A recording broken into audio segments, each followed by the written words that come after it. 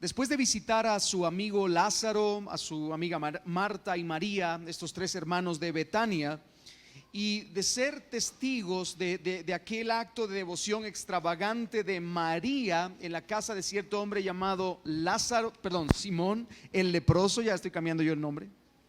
Después de haber visto esa escena, ese cuadro extravagante en la casa de Simón el leproso, finalmente, hermanos, finalmente llegamos al día en el que Jesús será entregado en manos de los líderes religiosos del pueblo. Nuestro Señor Jesucristo, después de 3 años de ministerio, recorriendo todas las regiones de Galilea, de Decápolis, de Idumea, todas las regiones de Transjordania, en toda esa región, predicando el evangelio, sanando a los enfermos, teniendo compasión y misericordia de aquellos que estaban en debilidad y necesidad.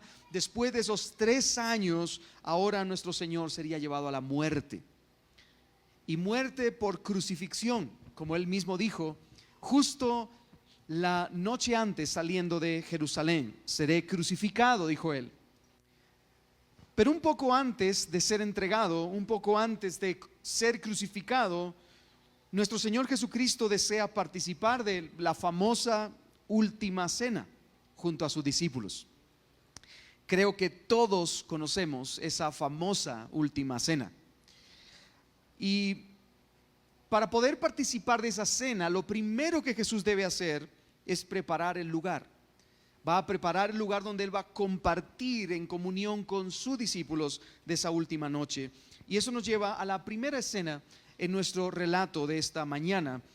El punto o el título de esta escena es Preparando la Pascua Verdadera. Preparando la Pascua Verdadera. Y dice el verso 12.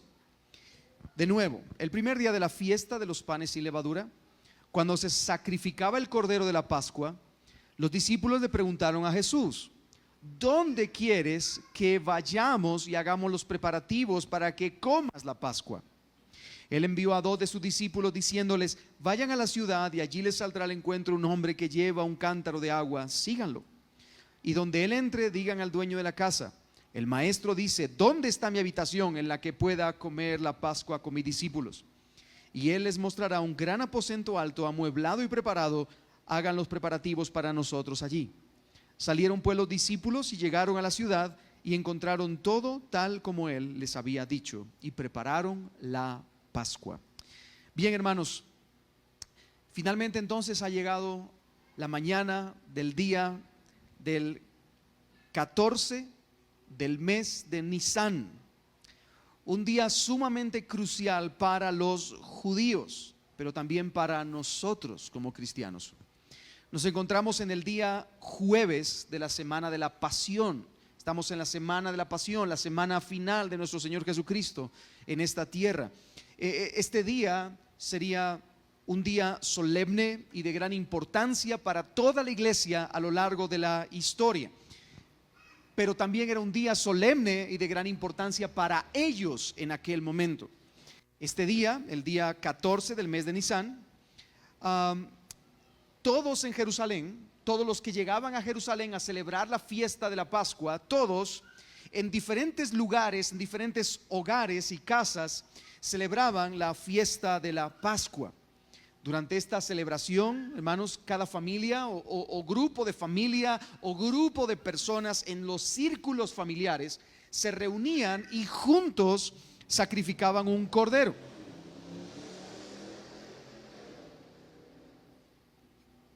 Hice silencio por el carro, ¿verdad? Sacrificaban un cordero y lo preparaban junto con pan sin levadura, hierbas amargas, vino y una especie de puré hecho de dátiles, de higos y de otras frutas. Muy rico, por cierto. Pero se distribuía este puré en distintos platos, en distintos cuencos alrededor de toda la mesa de la celebración. Ahora, nuestro texto no nos dice nada sobre la compra de un cordero. Y esto es muy significativo para nuestro texto, porque ellos tenían que comprar un cordero, matar un cordero y comerse el cordero. Sin embargo, y esto lo diré más adelante, pero quiero adelantarlo, aunque ellos no compraron un cordero, o por lo menos no hay un cordero visiblemente en ninguno de los 4 evangelios, sí hay un cordero sentado a la mesa. Y es el cordero que será sacrificado. La verdadera Pascua. Ahora, hermanos, lo que sí nos dice nuestro texto es que los discípulos de Jesús le preguntan: ¿dónde debemos hacer los preparativos para la cena? Si usted escucha algún ruido así extraño, no se preocupe, hermano. Es el micrófono que está a punto de explotar, pero nada malo nos va a pasar, ¿verdad? Bien, lo más seguro es que los discípulos de Jesús y Jesús pudieron haber pasado el día miércoles en la casa de Lázaro, compartiendo con Lázaro. Recuerde, Lázaro acababa de resucitar, pero él no se iba a exponer ante el público porque los mismos fariseos querían volverlo a matar otra vez. Así que él quería quedarse allí, se quedó en Betania, y Jesús estuvo con él el día miércoles. Pero el día jueves ellos salieron de Betania y ahora Jesús les manda a que vayan a Jerusalén a buscar un lugar donde ellos van a celebrar juntos la celebración de la Pascua. De una forma muy específica, hermanos, y con órdenes muy detalladas, Jesús les envía a Jerusalén a buscar a un hombre que llevaba, ¿qué llevaba, hermanos? Un cántaro de agua. Por cierto, era costumbre tradicional en Jerusalén, en toda Israel, que los hombres no fueran al pozo a cargar agua, sino las mujeres. Y era costumbre en Israel que los hombres no cargaran cántaros de agua sobre sus cabezas, sino las mujeres. ¿Me sigue? Así que iba a ser sumamente fácil para los discípulos encontrar a un hombre dentro de toda la multitud que llevaba un cántaro de agua sobre su cabeza. Iba a ser sumamente fácil. Y luego ellos tenían que seguirle y luego tenían que preguntar por el lugar donde Cristo celebraría la Pascua con sus discípulos. Y escuche esto, que es de suma importancia, porque los discípulos le preguntan a Jesús: ¿dónde es que tú vas a celebrar la Pascua? Porque esta celebración era una celebración familiar. Por lo tanto, Jesús y su familia debería de participar de la Pascua. Pero Jesús comandó a sus discípulos y envió a dos. El relato nos dice que fueron Pedro y Juan. Posiblemente los envió para que Judas no supiera dónde estaba el lugar, ¿verdad? Pero ellos fueron a buscar un lugar para que todos celebraran la fiesta de la Pascua. Y como veremos más adelante, el mismo Jesucristo estableció e instituyó la cena del Señor en aquel lugar, ¿no es cierto? Pero no la instituyó solamente con los 12, sino que fue una institución, un establecimiento para toda la iglesia. El nuevo pacto que sería derramado en su sangre, Él lo estaba oficiando aquella noche. Hermanos, es muy significativo esto, porque la Pascua se celebraba en familia y Jesús iba a celebrar con su familia, que es la iglesia, la celebración de la Pascua. Hermanos, esto es significativo para nosotros desde ya, para que empecemos a notar los detalles importantes en este relato. La celebración de la nueva Pascua, es decir, la mesa del Señor que oficiamos cada vez que nos reunimos y planificamos esto, es una celebración familiar, donde solamente aquellos que han rendido su corazón a Cristo y en obediencia han procedido a bautizarse pueden participar de la mesa del Señor. Es un acto solemne familiar, donde Cristo invita, donde Cristo sirve como anfitrión para su familia, que somos nosotros, la iglesia. Amén. ¿Vamos bien hasta aquí, hermanos? Muy bien. Entonces los discípulos debían de ir, buscar a este hombre llevaba el cántaro, seguirle, entrar a la casa, buscar el aposento.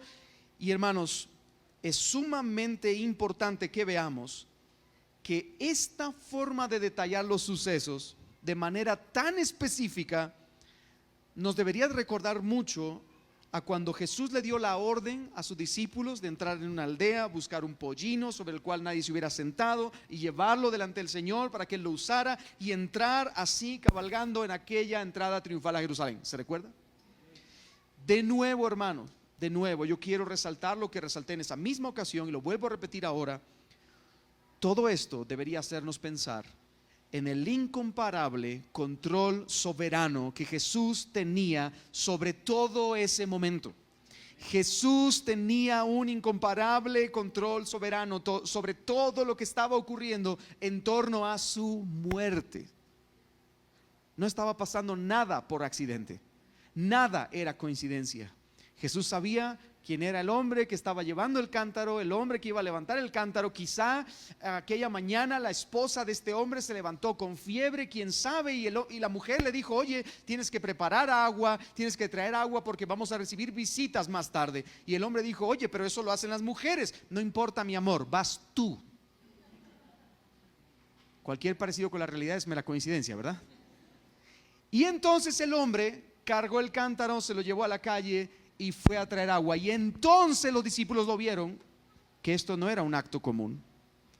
Lo ven cargando el cántaro y dicen: ese hombre es, vamos detrás de él. Hermanos, Cristo estaba al control de cada detalle, de cada circunstancia, de cada momento que estaba pasando en torno a su muerte. Pero ahora surge una pregunta, hermanos, que es de mucho más valor todavía para el entendimiento de nuestro texto de hoy. ¿Qué era la Pascua? Porque Cristo iba a celebrar la fiesta de la Pascua con sus discípulos, pero ¿qué era la Pascua? O una pregunta más valiosa todavía: ¿por qué era tan importante para un judío celebrar la fiesta de la Pascua? Bien, yo quiero que usted preste atención aquí, porque voy a decir algunos detalles que son sumamente importantes para el entendimiento de nuestro relato. La Pascua era la primera de las 3 fiestas anuales que celebraban los judíos. La primera de las 3 fiestas anuales que celebraban los judíos. De hecho, era probablemente la fiesta más importante. La primera, pero al mismo tiempo era la más importante de las fiestas de los judíos.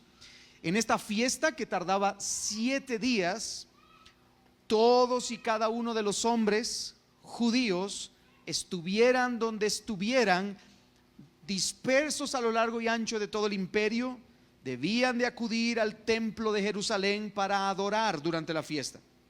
Allí en la fiesta deberían de sacrificar un cordero.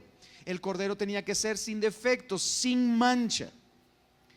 Y la noche del 14 del mes de Nisán, los patriarcas, los hombres de cada hogar, debían celebrar una reunión familiar o grupal donde se comía el cordero. Además, se comían panes sin levadura y se comían hierbas amargas. ¿Y esto por qué? Bueno, esto era una representación de la noche en que los primogénitos de Egipto murieron en manos del Señor. ¿Recuerda usted esa última plaga en Egipto? Los niños mueren en manos del Señor aquella noche, y entonces, como una especie de protección o seguridad para el pueblo debía tomar un cordero, sacrificarlo, tomar la sangre, ponerla en el dintel de las puertas, comerse el cordero, no dejar nada del cordero, preparar panes sin levadura, hierbas amargas, comérselo aquella noche y estar listos para el momento de la salida. Esto fue un acto de fe que los israelitas tenían que hacer en confianza del Señor. Y como una representación de lo que ocurrió en aquel momento, los judíos debían de celebrar esta festividad en el mes de Nisán, en el día 14, la celebración de la Pascua. Ahora bien, esta celebración no era simplemente comer y beber para entretenerse. Esta celebración era un memorial, era un acto de memoria, era algo que les recordaba a ellos. Y de hecho, Moisés escribe muy claramente de parte del Señor que les recordarás esto a tus hijos, y cuando se sienten a comer les dirás esto, esto, esto y esto. De hecho, dentro de la celebración había todo un guión. En la celebración de la Pascua no simplemente se sentaban a comer y disfrutaban del cordero y disfrutaban de los panes sin levadura, y algunos niños le hacían fuchi a las hierbas amargas, ¿verdad? No era simplemente eso. tenía un guión, todo tenía un proceso, todo era una cosa detrás de otra que representaba cada cosa algo glorioso. Era un memorial de la liberación poderosa de Dios de la esclavitud de Egipto, ya que usted recordará que al día siguiente de la celebración de la primera Pascua en Éxodo, al día siguiente ellos salieron de Egipto con brazo fuerte y extendido. Dios los rescata con poder y los saca de Egipto para tomarlos como su pueblo. ¿Vamos bien hasta aquí, hermanos? Así que era un memorial de la liberación poderosa de la esclavitud, pero también era un memorial de que ellos habían sido protegidos de la muerte. Cuando Dios pasó y entró a casa de los egipcios y todos los niños, los primogénitos murieron, entonces para el israelita que fue defendido era un acto de memoria. Dios nos preservó la vida, quitó de sobre nosotros la muerte. Pero finalmente también la Pascua era un acto de memoria, un memorial de que Dios estableció un pacto solemne con su pueblo. Eso es finalmente lo que ellos estaban recordando, que el Dios redentor había redimido a su pueblo y había hecho un pacto con ellos. Eso celebraban el día de la fiesta de la Pascua. Por eso, hermanos, se cantaba durante toda la celebración, y lo vemos en el verso 26, dice: después de cantar un himno, salieron para el Monte de los Olivos. Probablemente la mayor cantidad de eruditos bíblicos dice que ellos pudieron cantar, como se trata de un solo himno, cantaron un himno, probablemente cantaron el Salmo 113, ya que ellos solían cantar en toda esta celebración, cantaban los salmos del 113 al 118, que se conoce como el gran Jalel, el gran cántico de alabanza. Y en estos salmos lo que hace es presentar una exposición de Dios como el redentor de su pueblo, el Dios que ha liberado al pueblo con mano fuerte, con brazo extendido. Y entonces ellos cantaban al Señor. Así que si usted se da cuenta, no era simplemente una reunión más, no era simplemente una cena rica con los amigos, porque qué rico está el cordero, ¿verdad, hermanos de Santa Eulalia? Ellos lo saben muy bien, ¿verdad? Hermanos, no es simplemente comerse un cordero, se trata de un acto memorial. Ellos hacían un acto de memoria, recordando entonces liberación de la esclavitud, guardarse de la muerte. Dios los había guardado de la muerte, y un pacto de Dios con su pueblo, donde Dios los había redimido. ¿Vamos bien hasta aquí, hermanos? Bien, con todo eso en mente, hermanos, Jesús entonces organiza a los discípulos. En el texto paralelo nos dice que fueron Pedro y Juan. Fueron Pedro y Juan a los que Jesús les dice: vayan y busquen ese aposento alto. Deben preparar entonces el lugar y deben preparar la cena en este aposento alto. Y como dice el texto, y hermanos, es también significativo esto, dice: ellos encontraron todo. ¿Se da cuenta de eso? Todo tal como Él les había dicho. Y entonces prepararon la Pascua. Al atardecer, hermanos, al llegar la tarde, los discípulos de Jesús se reúnen en el aposento alto. Y aunque Marcos es un evangelio, como hemos dicho, rápido, ¿no? Donde hay cosas muy rápidas, constantemente pasa una cosa detrás de otra. Es el evangelio de la acción. Dice inmediatamente, inmediatamente, inmediatamente.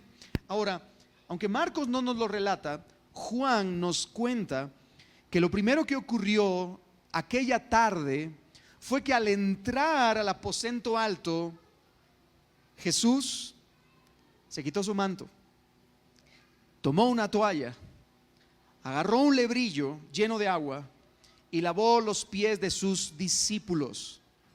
¿Para qué? Para darles una lección de humildad, para decirles: miren, si yo, que soy el Señor, estoy dispuesto a lavarle los pies a ustedes, ustedes que son los siervos se deberían de lavar los pies entre ustedes. Así que en este acto de humildad, Cristo les invita a que ellos puedan hacerlo de la misma forma. De hecho, Cristo dice después de este acto: en esto conocerá el mundo que son mis discípulos, en que os améis los unos a los otros. Así que Cristo oficia en ese momento un acto glorioso. Marcos no nos lo cuenta, Pero lo que sí nos dice es que justo en ese momento, y estando ellos reclinados en la mesa y participando de la comida de la Pascua, hermanos, Jesús hace estremecer al pequeño grupo de discípulos con una muy fuerte declaración. Y eso nos lleva a nuestra segunda escena de hoy: un traidor entre nosotros. Hay un traidor entre nosotros. Verso 18, de nuevo dice: y estando sentados a la mesa comiendo, Jesús dijo: en verdad les digo que uno de ustedes me entregará, el que come conmigo. Ellos comenzaron a entristecerse y a decir uno por uno: ¿acaso soy yo? Jesús respondió: es uno de los 12, el que moja el pan en el mismo plato que yo. De forma muy solemne, nuestro texto nos dice que Jesús les dijo: en verdad les digo. La palabra que usa en el original es amén, amén. Lo hemos traducido en la Reina Valera de otra forma: en verdad les digo. Pero realmente la idea es: solemnemente les quiero decir algo que es sumamente importante. Jesús les dice: hay alguien de este grupo que me va a traicionar. Y hermano, si has prestado atención a nuestro último mensaje, el mensaje de la semana pasada, tú ya sabrás quién es el traidor. Y si conoces cuando menos un poquito por encima el relato de los evangelios, es más, no necesitas ni siquiera haber leído, con tal de estar en este mundo occidentalizado, evangelicaloide en el que vivimos, todos sabemos que el traidor es Judas, ¿verdad? Entonces no hay problema. El asunto determinante aquí, hermanos, es que aunque nosotros sí lo sabemos, los discípulos no lo sabían. Y yo quiero que usted entre en la escena conmigo por un momento. Quiero que usted se meta, por favor, en aquella noche. Que se meta en ese momento. Usted ha estado con Jesús durante 3 años. Usted ha peleado contra los fariseos, que le han dicho un montón de cosas a usted y a su maestro Jesús.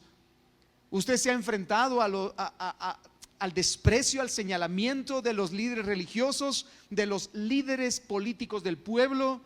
Creen que Jesús es un guerrillero, un conspirador, etcétera, etcétera. Y usted sigue defendiendo al Señor. Y de pronto viene el Señor y le dice: de los que estamos aquí sentaditos, de este grupito de los que somos, uno de ustedes me va a traicionar. Por esa razón, hermanos, es que ellos le hacen esa pregunta de autodesconfianza a Jesús. Note la pregunta: ¿acaso soy yo? Hermanos, ellos estaban desconcertados. El texto dice que ellos comenzaron a entristecerse, y el texto en el original nos dice que ellos estaban entristecidos en gran manera. Era una tristeza hasta lo profundo del alma, dice el texto. Ellos estaban entristecidos en gran manera por lo que habían escuchado de Jesús. ¿Cómo es posible? ¿Un traidor en medio de nosotros? Y entonces, con esa pregunta de autodesconfianza, le empiezan a preguntar a Jesús: ¿acaso soy yo? ¿Acaso soy yo? Literalmente, en el original, es una pregunta en negativa, como esperando un no por respuesta. Ellos estaban diciendo: no puedo ser yo, ¿verdad, Jesús?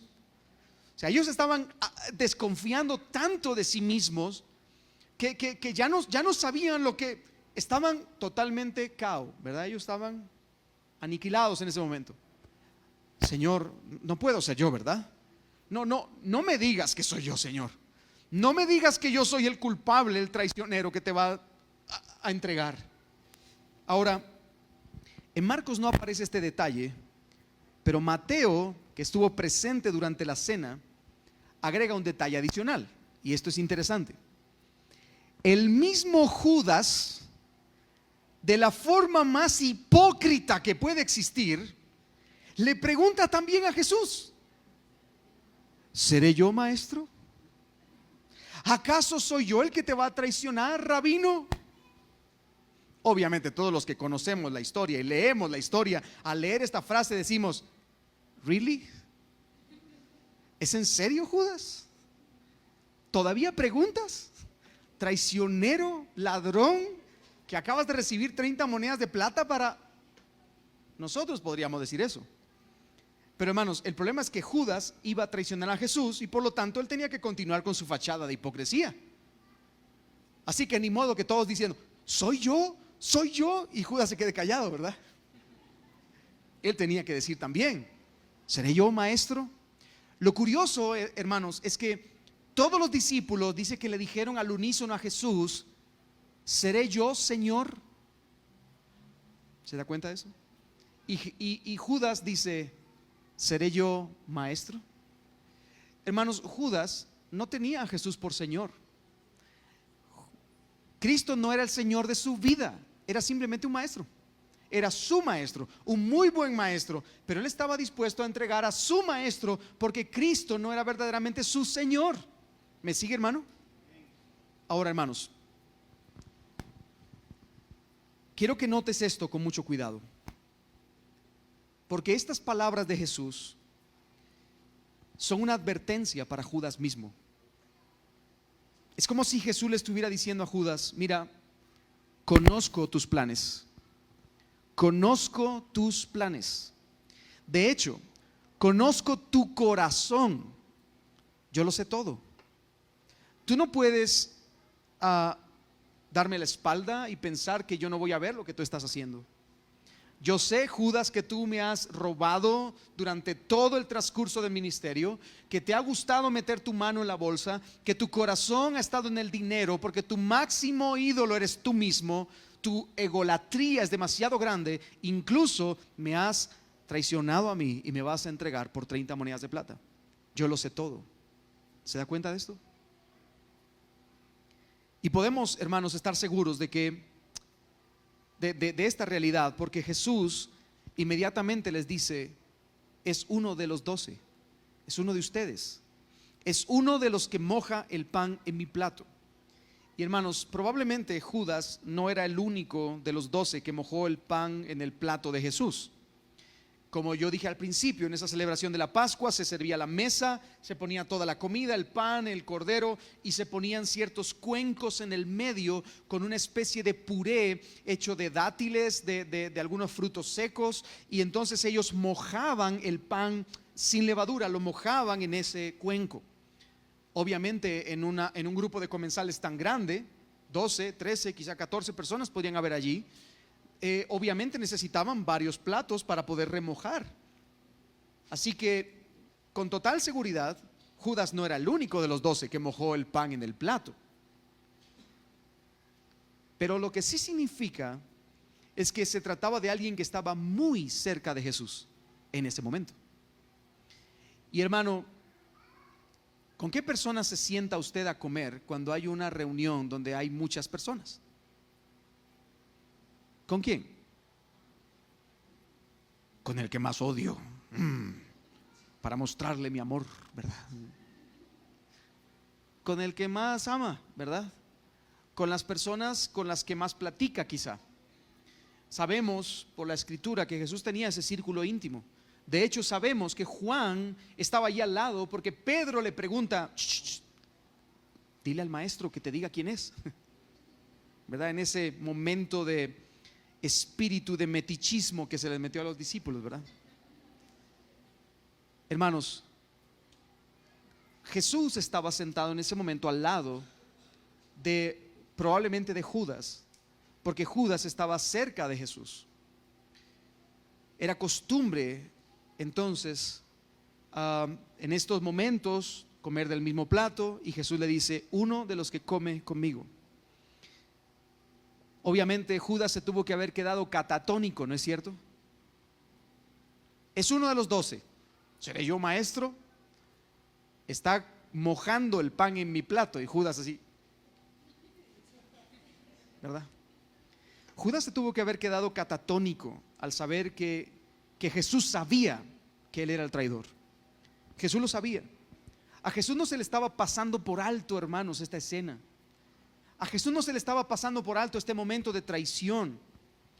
De hecho, un poco más adelante en la noche, Jesús mismo le dice, Marcos no nos lo dice, pero Juan nos describe esta conversación donde Jesús mismo le dice a Judas: lo que vayas a hacer, hazlo pronto.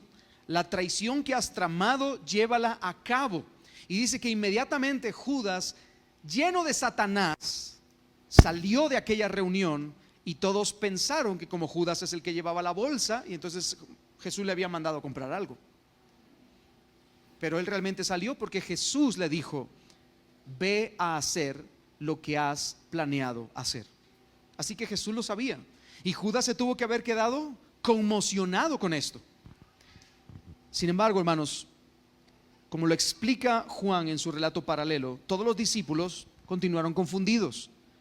Judas sabía que Jesús sabía que él era el traidor, pero los demás discípulos estaban confundidos, al punto de que Pedro le dice a Jesús: ¿de quién se trata?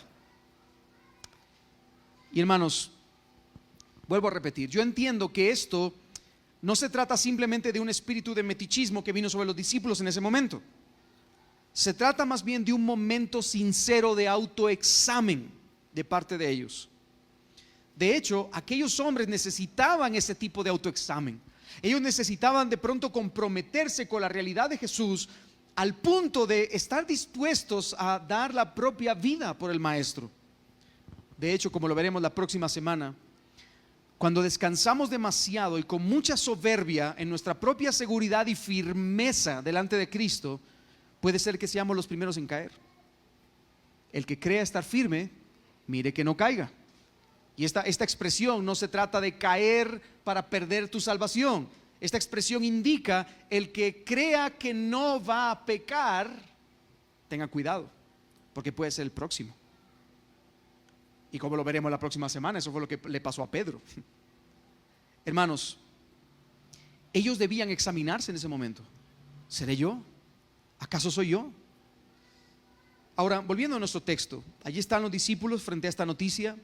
Cristo será entregado, y será entregado por uno de los suyos, y eso los entristeció en gran manera.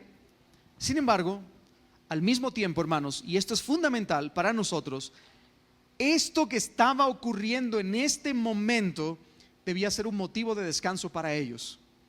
Y como cada cosa que hizo Jesús tiene siempre un tono pastoral, yo estoy completamente seguro de que esta declaración de Jesús también tenía un tono pastoral. Estoy completamente convencido de que el hecho de que Jesús dijera: yo sé que hay un traidor entre nosotros, yo sé que alguien me va a traicionar, yo sé que alguien me va a vender por 30 monedas de plata, Judas, eres tú, lo que has de hacer, hazlo pronto. Y Judas salió. Yo creo que todo este momento es un momento pastoral que Cristo quería propiciar con sus discípulos. ¿Por qué? Porque Cristo está mostrando que de nuevo Él está en control de toda la situación. De nuevo, sí, Judas es el autor intelectual de la traición, pero el autor del decreto divino lo había establecido antes que Judas. ¿Me sigue, hermano? De hecho, esto formaba parte del plan de Dios para la redención de su pueblo. Dice el verso 21, lea conmigo este texto. Dice: porque el Hijo del Hombre se va. ¿Cómo se va, hermanos? Tal y como está escrito de él. O sea, aquí no hay cambios. No nos va a tomar por sorpresa. Así como se ha escrito de él, así él se irá. De hecho, los profetas del Antiguo Testamento habían predicho la forma en la que Jesús iba a morir.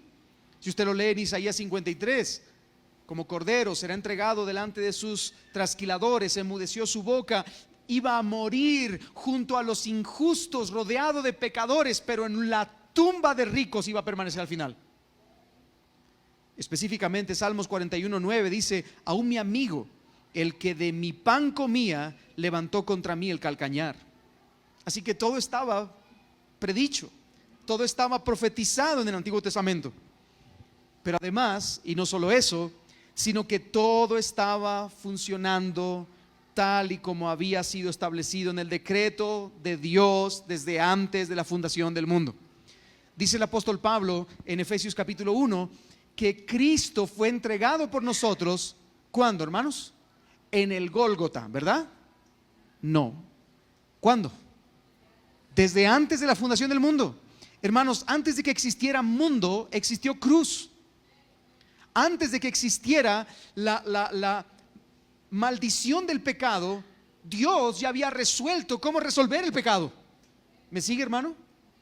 Antes de que existiera humanidad, Dios ya había resuelto enviar a su Hijo para rescatar a la humanidad. Así que, hermanos, eso debe de llenarnos de un profundo descanso, porque cada paso en la historia de redención están en el perfecto control de Dios. Hermanos, y ante todas las cosas que estaban ocurriendo y ante todas estas declaraciones de Jesús, los discípulos debían reflexionar. Jesús ya les había dicho: yo voy a morir, yo voy a ser entregado en manos de los alguaciles, voy a ser entregado en manos de los religiosos, voy a morir en una cruz, pero voy a resucitar. Y ellos debían reflexionar, hermanos, que aquella muerte de Jesús en la cruz no significaba el triunfo de los enemigos, sino significaba la realización del plan soberano de la gracia de Dios y la total victoria para el pueblo de Dios. Así que eso no era una derrota, era una victoria. Sin embargo, y esto es importante también, aunque todo era parte del plan de Dios, Cristo agrega algo más en el verso 21. ¿Qué dice? Pero ay de aquel hombre por quien el Hijo del Hombre es entregado. Mejor le fuera a ese hombre no haber nacido. O sea, ¿cómo así, Señor? ¿Es el plan divino o es la responsabilidad del hombre? Sí. ¿A cuál de las dos? A las dos. Dios soberanamente dirige toda la historia. Dios soberanamente ejecuta todos sus designios planeados desde antes de la fundación del mundo. Pero el hombre es responsable. Sobre todo, es responsable por su pecado ante Dios. Ay de aquel hombre. Y hermano, estas palabras fueron dichas en frente del mismo Judas. Y Jesús no lo dijo como algo suavecito. Jesús dijo: maldito es aquel que entrega al Mesías. Eso significa ay de aquel. Es lo mismo. Maldito aquel que entrega al Mesías. Su culpa es tan grande, repito otra vez, su culpa es tan grande que mejor le hubiera sido no nacer. ¿Pero por qué? Bueno, Judas no solo planeó la traición, Judas no solo ofreció a Jesús por 30 monedas de plata en las manos de los líderes religiosos del pueblo, sino que ahora, comiendo en el plato de Jesús, sentado cerca de Jesús, al lado de Jesús, y frente a las advertencias de Jesús, Judas continuó con su plan. ¿Me sigue, hermano? Él no solo decidió entregar, él no solo recibió dinero para entregar, él no solo se dispuso a hacer toda esta maldad, sino que también, sentado allí al lado de Jesús, escuchando las advertencias de Jesús, él no se arrepintió en polvo, alma y ceniza. No se entregó a los pies de Cristo, no se rindió, no dijo: Señor, perdóname, mira, yo he planeado esto para traicionarte, mira, aquí están las monedas, me las dieron para que yo te vendiera, Señor, pero perdóname, Señor, me arrepiento, Dios. Cuando menos, aunque sea remordimiento. No que el hombre ni se inmuta. En el relato, cuando vemos a Judas, lo que vemos es a una piedra, a un muro, que le rebotan las frases de Jesús. Que cuando Jesús le dice: ay de aquel hombre que entrega al Hijo del Hombre, es un maldito, más le hubiera no haber nacido. Y entonces, ¿seré yo maestro? Pues claro que sí, Judas, eres tú, arrepiéntete. Pero no lo hizo. Se levantó y fue a entregar a Jesús. ¿Me sigue, hermano? Hermano, ten cuidado de ti mismo. Ten cuidado de ti mismo. Porque puede ser que hoy estés muy cerca de Cristo, pero lejos de su señorío, como Judas. Repito otra vez eso.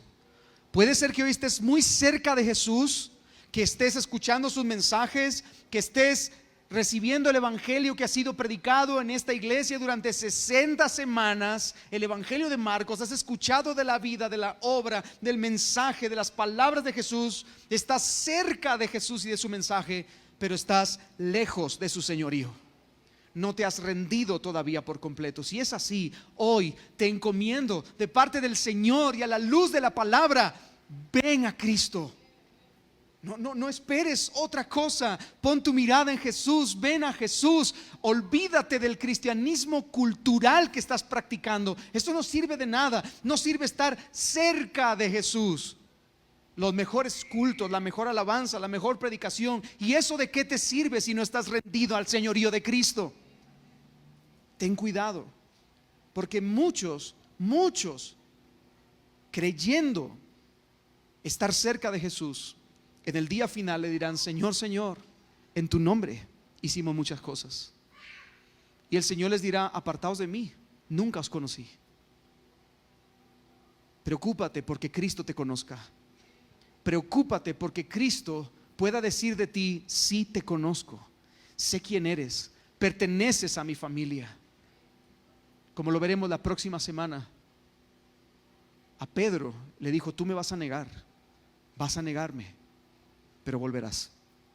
Y cuando vuelvas vas a apacentar a mis ovejas.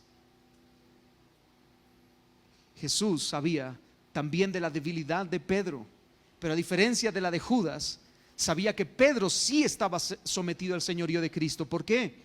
Porque Pedro hacía tan solo algunos meses atrás le había dicho: tú eres el Cristo, el Hijo del Dios viviente. En ti descansa mi fe, en ti está mi salvación, en ti reposa mi alma.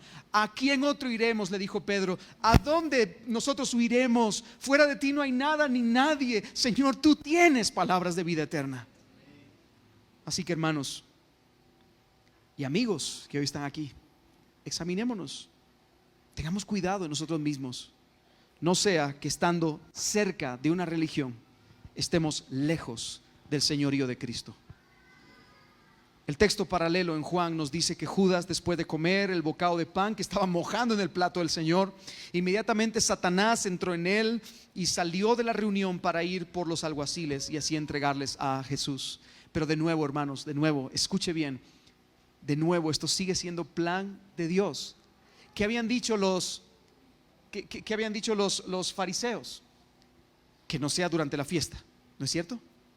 Que no se haga durante la fiesta. Y allí, en medio de la noche de la fiesta, aquel hombre que había prometido entregar a Jesús y estaba buscando el día adecuado, no durante la fiesta, le habían dicho los fariseos, y él estaba buscando el lugar adecuado, el día adecuado para entregar a Jesús. Repito de nuevo, no el día de la fiesta. Jesús le dice: ve ahora y sal a hacer lo que has estado planeando hacer.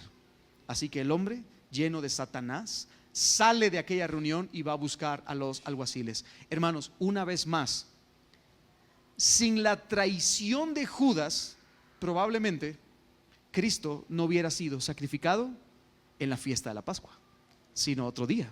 Porque los mismos fariseos decían que no sea durante la fiesta, no nos vayamos a meter en problemas. Sin embargo, hermanos, Jesús debía ser sacrificado en el día de la fiesta de la Pascua. ¿Y por qué razón? Bueno, la respuesta nos lleva a nuestro tercer y último encabezado de esta predicación: la Pascua definitiva. La Pascua definitiva. Dice el verso 22, el verso 26: mientras comían, tomó pan y habiéndolo bendecido, lo partió, se los dio a ellos y dijo: tomen, esto es mi cuerpo. Y tomando una copa, después de dar gracias, se la dio a ellos y todos bebieron de ella. Y les dijo: esto es mi sangre del nuevo pacto, que es derramada por muchos. En verdad les digo que ya no beberé más del fruto de la vid hasta aquel día cuando lo beba nuevo en el reino de Dios. Después de cantar un himno, salieron para el monte de los olivos. Hermanos, es importante recordar de nuevo lo que ellos estaban celebrando. ¿Qué es lo que ellos estaban celebrando aquella noche? La Pascua. ¿Y qué celebraban en la Pascua? Bueno, ellos hacían memoria de la redención que Dios obró con su pueblo, sacándolos de Egipto con brazo fuerte y extendido, librándonos de la muerte, librándolos de la muerte, y 3, celebrando un pacto de gracia con ellos. Ahora son mi pueblo, ahora son para mí. Pero hermanos, esta fiesta, y no se pierda de esto por favor, esta fiesta de la Pascua era solamente un acto más que apuntaba hacia Cristo. ¿Me sigue, hermano? Esta fiesta de la Pascua es un acto más, es una celebración más en el Antiguo Testamento que apuntaba hacia Cristo. El sumo sacerdote apuntaba hacia Cristo. El altar del sacrificio apuntaba hacia Cristo. El sacrificio derramado en el altar, la sangre del cordero inmolado, representaba a Cristo. El acto de expiación por los pecados representaba a Cristo. ¿Me sigue, hermano? Todas y cada una de las cosas del antiguo pacto son un dedo que apunta hacia Jesús. Cada una de ellas. Así que mientras ellos comían, Jesús detiene la cena. Y hermano, es importante que entendamos esto. Cada cena de la Pascua tenía un guión habitual. Todo tenía un proceso, todo tenían pasos a los que seguir. De hecho, en este momento, el anfitrión de la ceremonia se tenía que poner en pie, tomar el pan, partir el pan y decir: este es el pan de nuestra aflicción. ¿Me sigue, hermano? Este es el pan de nuestra aflicción que nos recuerda lo que sufrimos en Egipto. Eso tenía que decir el líder. Habían 4 copas y él tenía que tomar cada una de las copas y levantarla, y en cada una de las copas decir una frase diferente. Todo tenía un guión. Pero hermanos, Cristo rompe el protocolo. Cristo rompe el guión y proclama delante de ellos el nuevo y bendito pacto.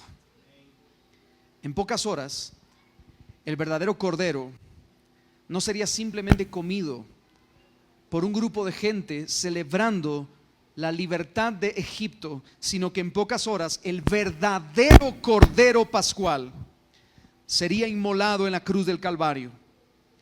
Y la verdadera redención establecida para todo el pueblo de Dios sería manifiesta. Ya no más un cordero físico, sino el verdadero cordero de Dios que quita el pecado del mundo.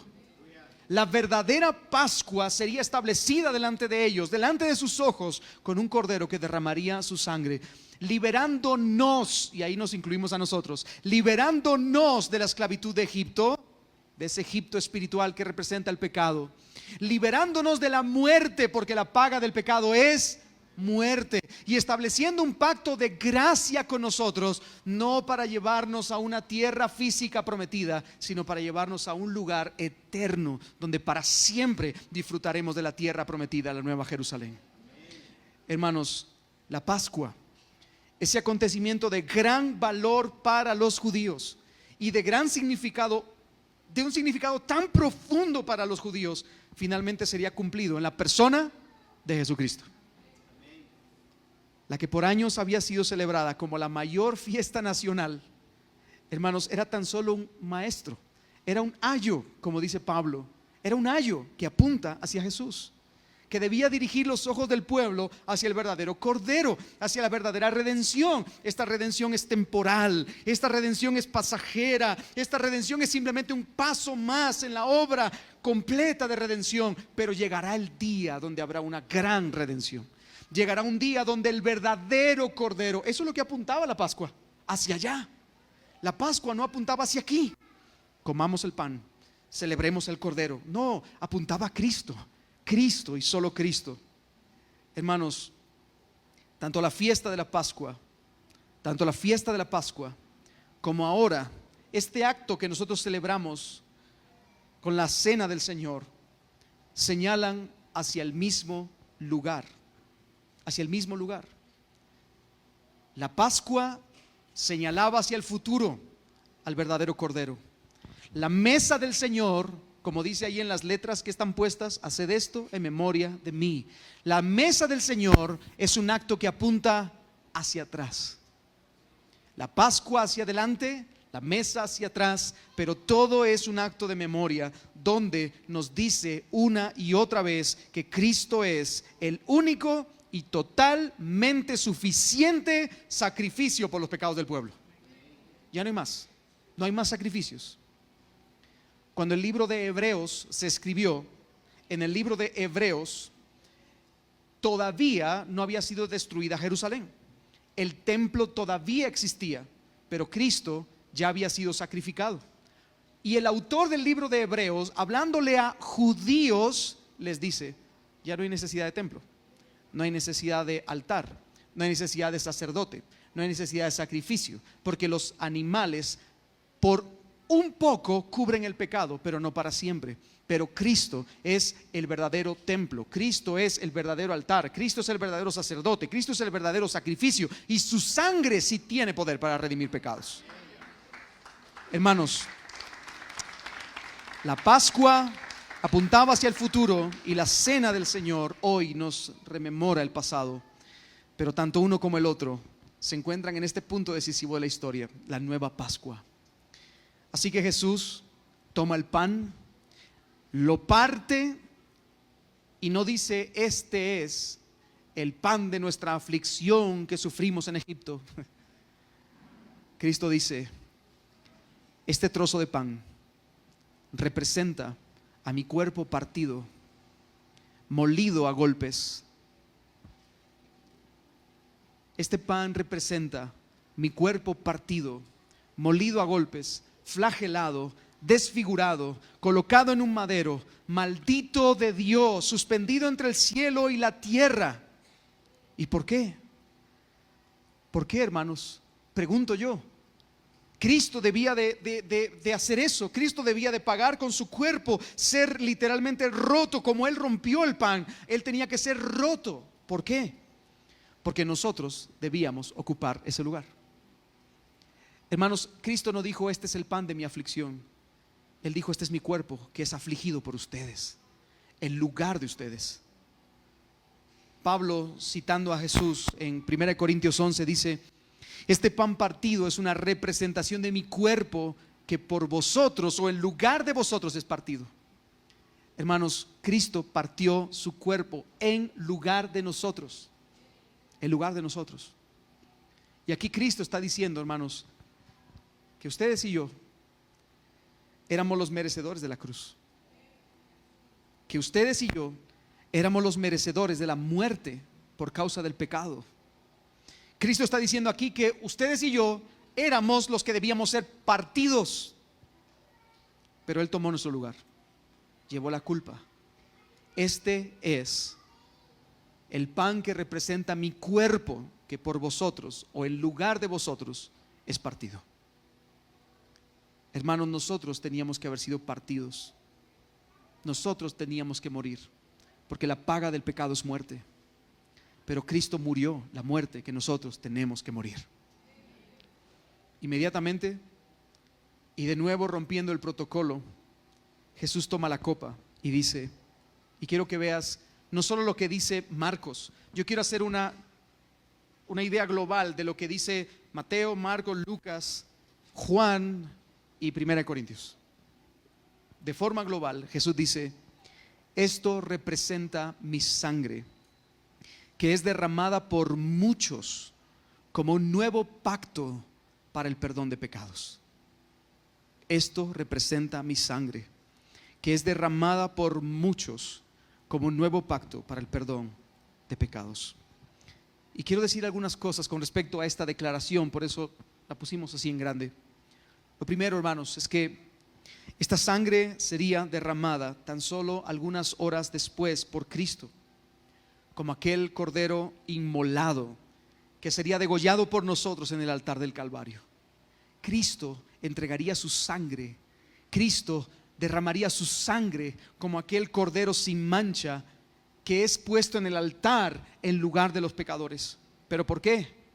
La palabra del Señor nos dice: sin derramamiento de sangre no hay remisión de pecados. Por tanto, no puede haber ningún tipo de pacto entre Dios y nosotros. No puede haber ningún tipo de pacto, ninguna relación especial de amistad entre Dios y su pueblo sin un acto de expiación. Porque nosotros, por naturaleza, al ser hijos de ira, como dice el apóstol Pablo en Efesios 2, nosotros no le pertenecemos a Dios, somos enemigos, no somos amigos. Estamos siempre llevando la contraria, queremos vivir para nuestra propia gloria y eso ofende al Dios que nos ha creado. Pero hermano, en su infinita misericordia y para que nosotros pudiéramos tener cercanía con el Señor, pudiéramos tener un pacto, una relación, una comunión íntima con Él, Él decidió derramar sangre para cubrir el pecado y así poder nosotros entrar ante su presencia. Hermanos, la reconciliación con Dios siempre tuvo el requisito de un sacrificio expiatorio. En el huerto del Edén, cuando los primeros hombres, nuestros padres, Adán y Eva, pecaron, Dios los cubrió con pieles de animales. ¿Qué tuvo que hacer para cubrirlos con pieles de animales? Matar a un animal. Tuvo que haber derramamiento de sangre para quitar la vergüenza. Después nosotros vemos el sacrificio de Abel. ¿Por qué fue más perfecto que el de Caín? Porque derramó sangre, porque hubo un acto de expiación. Abraham hizo lo mismo, Isaac hizo lo mismo, Jacob hizo lo mismo. Cuando se establece el pacto con Israel, con Moisés, en el tabernáculo se hace lo mismo, en el templo se hace lo mismo, pero con un gran problema, y es que ellos en el templo, en vez de considerar ese acto como un acto que los acercaba al Señor, lo consideraron como un acto para simplemente tapar aquellos problemas y pecados que ellos hacían, como para poner un check más en su lista, y convirtieron el templo, el lugar del Señor, en una carnicería. Y hermanos, repito de nuevo, la reconciliación con Dios siempre tuvo el requisito de un sacrificio expiatorio, siempre. El pecado tenía que cubrirse con sangre. ¿Por qué? Porque alguien tenía que morir. La paga del pecado es muerte. Y hermanos, dado que el hombre mismo es incapaz de ofrecer un sacrificio con su propia vida, se requiere un sustituto. Dios había dado a lo largo de la historia sustitutos: corderos sin mancha, animales sin mancha, sin defecto, para sacrificarlos delante del altar. Debían tomar la sangre de esos animales, derramar la sangre sobre el altar y así cubrir los pecados del pueblo. Sin embargo, como dice Hebreos de nuevo, la sangre de los animales no puede limpiar totalmente el pecado. No puede. La sangre de los animales es un acto momentáneo, dice el escritor de Hebreos, pero Cristo sí puede. Cristo sí puede. Él es el verdadero cordero pascual. Él es el cordero sin mancha. Él sería capaz de derramar toda su sangre perfecta. Agréguele eso, por favor, no olvide eso. Él sería capaz de derramar toda su sangre perfecta, esa sangre perfecta, en lugar de los pecadores. Sin embargo, hermanos, debemos ser conscientes de esto. Esa sangre derramada, dice el Señor Jesucristo, que es derramada, ¿para qué? Para un nuevo, es decir, para que podamos tener una nueva, verdadera y completa relación con el Dios Santo, así como tuvo que haber sido desde el principio. Hermano, tú y yo hemos sido creados para Dios, y nuestro corazón no va a encontrar la satisfacción de su alma hasta que no estemos refugiados en el Señor. Has sido creado para Él, has sido creado para encontrarte con el amor de tus amores, con la gloria de tu vida, que es Dios. Pero el pecado nos aparta de Dios, nos hace enemigos de Dios y corrompe la relación con Dios. Pero el Cordero sin mancha nos devuelve la relación con Dios, propicia nuestros pecados, nos une al Padre, nos acerca a esa relación con el Dios Santo. Bendito sea el nombre del Señor. Lo segundo que notamos en esta frase, en esta declaración, es que Jesús dice que esta sangre es derramada por ¿cuántos, hermanos? Bien, por muchos, o en lugar de muchos. Esa es la palabra por, significa en lugar de, ¿verdad? Es derramada por o en lugar de muchos. Si usted se da cuenta, el texto no dice que sea derramada en lugar de todos. sino en lugar de muchos. Hermanos, esta es una de las cosas más difíciles de entender a veces, pero Cristo derramó su sangre en la cruz del Calvario no por todos, sino por aquellos que serían su pueblo. La sangre derramada de Cristo es efectiva para su pueblo, para aquellos muchos escogidos que Él tomaría para sí mismo. Hermanos, la sangre del nuevo pacto declara justos a los escogidos de entre toda lengua, tribu, pueblo y nación para siempre. Así que, hermano, mi salvación no está segura en mi obra, ya sea perfecta o imperfecta. Mi salvación está segura en la sangre de Cristo, que fue perfectamente derramada por los pecadores, que Él tomó como su pueblo escogido. ¿Me sigue, hermano? Y lo tercero que notamos en esta frase, y es que aunque Marcos no lo agrega en su relato, Mateo nos deja muy en claro, yo le he agregado también aquí, que esta sangre derramada del nuevo pacto es, ¿para qué es, hermanos? Para el perdón de pecados. ¿Se da cuenta? El propósito de la sangre derramada del nuevo pacto es para el perdón de pecados. Hermanos, la sangre de Cristo no ha sido derramada para que tú te apropies de ella como una especie de amuleto místico. La sangre de Cristo no ha sido derramada en la cruz del Calvario para que tú empieces ahora a reclamar cosas como tuyas propias. Déjeme explicárselo de una mejor manera. No puedo decir este tipo de declaraciones. Por la sangre de Cristo tengo salud. No, porque la sangre de Cristo ha sido derramada para el perdón de pecados, dice Cristo mismo. Por la sangre de Cristo tengo una mejor casa, o tendré una mejor casa.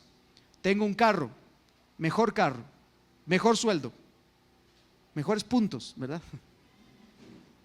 Hermanos, la sangre derramada de Cristo fue para el perdón de los pecados. ¿Por qué, hermanos? ¿Por qué solo para el perdón de nuestros pecados? ¿Por qué no para algo más?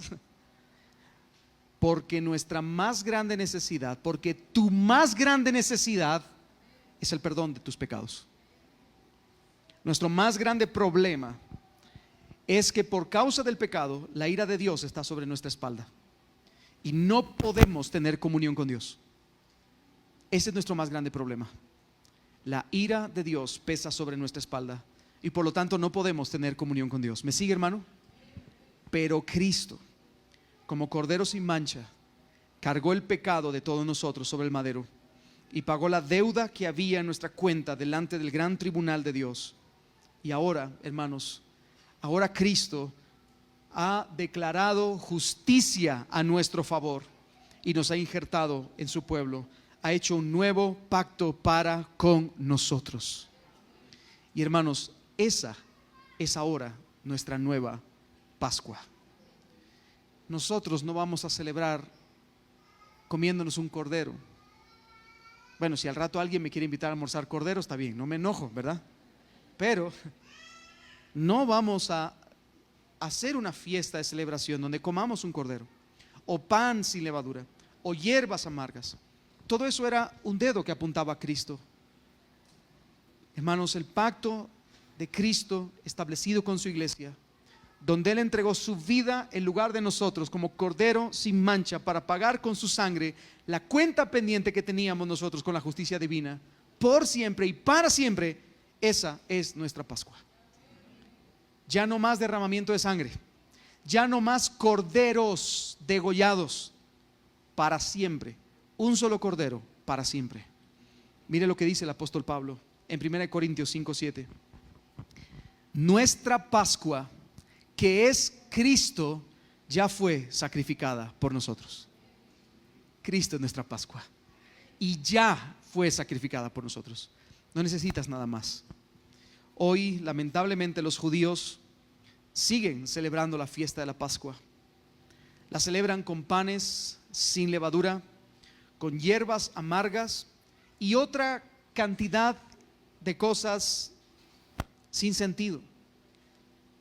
Pero nosotros, cada domingo, y en especial el domingo de Santa Cena, hacemos memoria de nuestra verdadera Pascua. Oiga, pero solo hay pan y solo hay vino. ¿Dónde está el Cordero? El Cordero está sentado a la diestra del Padre. Como dice el apóstol Juan en Apocalipsis, el Cordero ha vencido. Él está triunfante, como inmolado, allá sentado, y Él ha podido partir los sellos y abrir el rollo para cumplir la voluntad del Señor. Ahí está el Cordero. Nosotros lo que estamos haciendo simplemente es un acto de memoria, celebrando a nuestro Señor Jesucristo, porque hermanos, seguiremos haciendo memoria hasta que Él vuelva. Dice el Señor Jesucristo en este último texto, dice: en verdad les digo, solemnemente les digo, que ya no beberé más del fruto de la vid hasta aquel día cuando lo beba nuevo en el reino de Dios, con cada uno de nosotros. Así que hermanos, el deseo de nuestro Señor es que por medio de esta celebración solemne de la mesa del Señor, la iglesia recuerde amorosamente su sacrificio, que reflexione en este sacrificio. Hermanos, debemos reflexionar. No es simplemente un trozo de pan, no es simplemente un poco de jugo de la vid. Hermanos, es un acto solemne que nos hace reflexionar en el sacrificio de nuestro Señor Jesucristo. La iglesia debería abrazar a Cristo por medio de la fe en este momento. Así que despierta, literalmente, para aquellos que están medio dormidos, despierta. Anímate, abre tus ojos, contempla la majestad de Cristo en este momento. Abraza a Cristo por la fe. Y hermano, mira hacia el futuro. Mira hacia el futuro, a la gloriosa esperanza de su regreso.